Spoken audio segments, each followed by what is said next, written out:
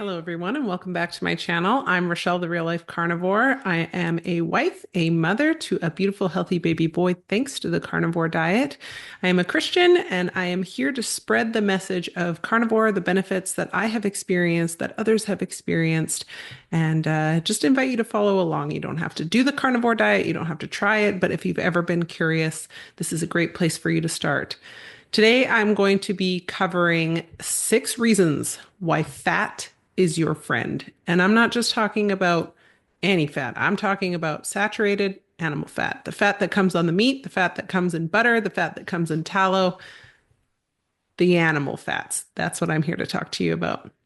So without further ado, let's jump on in. The first reason why I believe that animal fats are essential for the body, and I'm not a doctor, is for hormone regulation. Animal fats are the building blocks of hormones, and consuming them helps maintain hormonal balance while also benefiting various processes in the body, including metabolism and mood regulation. So, for those of us, especially us gals, who struggle with mood disorders or mood swings, chances are you might be lacking in animal fats.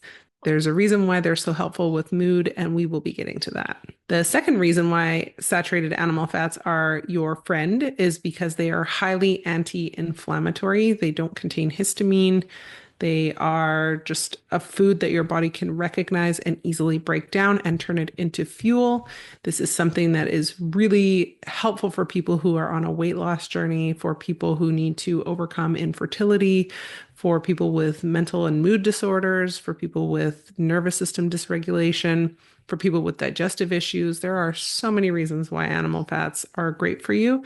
And one of them is, like I said, they're very anti-inflammatory. The third reason why I believe that saturated animal fats are your friend is because it helps improve your cholesterol profile. And I'm not just talking about the overall number, I'm talking about the triglycerides. So, me personally, I saw a reduction of about 50% with my triglycerides, which was very surprising to me. I remember hearing an interview with Steak and Butter gal Bella, and she was sharing with Dr. Ovadia, who is the author of Stay Off of My Operating Table. And she was sharing her labs with him, and her triglycerides are now zero. Zero. And she's been carnivore for almost 6 years, which is amazing. So this is a good thing. I know a lot of people freak out about cholesterol. They think, oh my gosh, my cholesterol's high, I'm gonna die. No, no, I highly encourage you to go and check out Dr. Ovadia's work. Go and check out all the studies that are coming out that show that cholesterol is not the bad thing. It has been demonized, but it is not a bad thing. The fourth reason why I think that saturated animal fats are your friend is for brain health. Did you know that 60% of your brain is made up of fat? Did you know that? Animal fats contain omega-3 fatty acids such as DHA and EPA, which are crucial for brain development, cognition, brain function, and mental well-being. So this is where the mood comes in. If your brain is being properly nourished, if it has the right amount of fat, the right amount of cholesterol, your brain is going to be firing on all cylinders. It's kind of like if you were to avoid putting oil in your car at some point, the engine is going to seize. We don't want your brain to seize. We want your brain to be functioning and firing on all cylinders and operating optimally. The fifth reason is because saturated animal fats contain essential vitamins, vital nutrients such as A, D, E, and K. Here's a fun fact for you guys that I learned doing my research. When you go out into the sun and your skin is exposed to sunlight, it manufactures vitamin D from cholesterol. What? Cholesterol? I thought it was bad. No, it's a good thing. Cholesterol is something that your body will create, and it is something that is in saturated animal fats. There's a reason why a lot of carnivores, when they go carnivore, or why when people try a very heavily meat-based diet, their body's inflammation reduces and they're less sensitive to the sun. I am one of those people. I used to be really super sensitive to the sun. I couldn't be out there for very long without getting burnt to a crisp.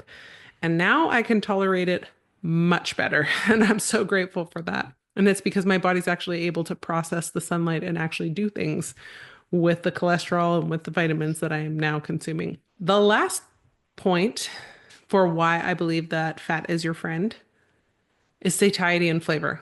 I mean, it sounds really simple, but it's true. Fat is very satiating. There is an off switch for most people with animal fat. Most people cannot eat excessive amounts of tallow or beef fat trimmings or butter. They might be able to eat some amount of it, but they're not sitting there eating a whole block in one sitting. If they are, maybe their body needs it. If they're not having that feeling of nausea or that off feeling, which can sometimes come with eating a ketogenic or low carb diet, this can be very, very helpful. And it's also normal to go through seasons where you don't want to eat as much fat. So there's a lot of buzz in the community about doing this high fat carnivore approach, which is 80-20 or 90-10. I think those are great approaches and they do have a place. I personally have done 80-20 and 90-10. And I saw significant improvements in my skin and my cognition. I was able to get into a deeper ketosis. I was sleeping better. I had better digestion, no constipation. I didn't need to rely on any supplements. And I saw some body composition changes that I really wasn't expecting. Is it the only way that I like to eat? No. There are days where I still like to eat a little bit leaner. There are days where I'm more active, so I need more protein because I'm tearing up my muscles because I'm working out in the gym.